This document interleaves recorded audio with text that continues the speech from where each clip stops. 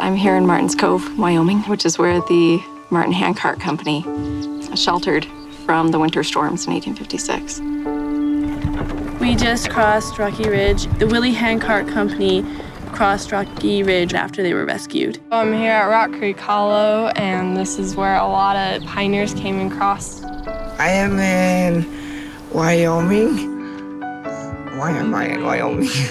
I am in Wyoming because my stake has the opportunity to go on trek.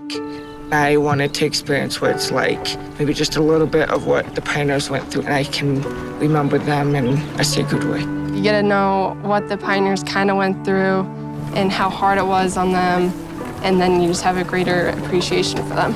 It's really cool that you can hear the stories and get to know them. One of the pioneers that I connected most with was Patience Loader. My favorite pioneer, her name was Emily. I found myself kind of drawn towards Levi Savage. Phoebe Carter. Joseph B. Elder. Mary Pay. Even when Patience lost her father, she had a hope that everything would be all right. When Joseph Elder arrived in Salt Lake with the Willie Handcart Company, Brigham Young asked for volunteers to go help the Martin Company, and he jumped at the chance. He was still willing to serve even though he knew the circumstances and he had suffered so much already. Sometimes I wonder, why did they do what they do? I feel like I might have just given up, but as I've thought about that, I kind of realized that it's because they love the Savior and they have a hope that they can become better through Him. I want to try to do that too. I believe the pioneers did what they did because they were converted. They were willing to put Babylon behind them and at any sacrifice, draw closer to the Lord and establish Zion and partake of the wonderful blessings that waited for them. They just had so much love for the gospel.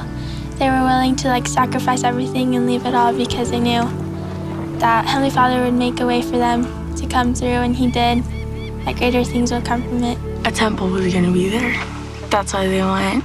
What the pioneers did and what the youth are going through, there's a lot of parallels, there's a lot of similarities. Sometimes I haven't felt the best, or I've kind of felt discouraged. I realized that the pioneers also felt that way. But they didn't give up, they didn't lose their faith. It makes you think what kind of sacrifices you're willing to make to get the gospel in your lives. If they can walk for weeks and months, then I can go to church on Sunday. I can read my scriptures. I wanted to partake of the testimony of those pioneers, to feel that covenant and to feel that conversion, a true conversion. They not only were fighting for themselves, but they were helping their neighbors in front of them, behind them. I love the service that the saints gave to each other. To anyone who's struggling, I'd say just to lean on the Lord. He's always there for you.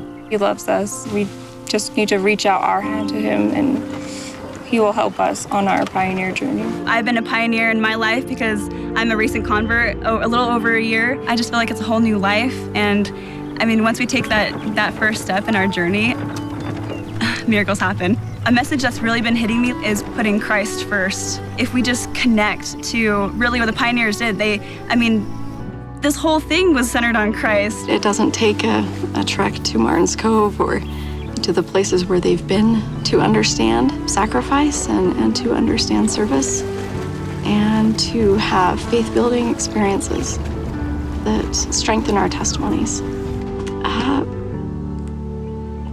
But sitting here thinking about what happened, thinking about these faithful saints who wouldn't let anything stop them, and the amazing examples of service that they gave, that has really touched me.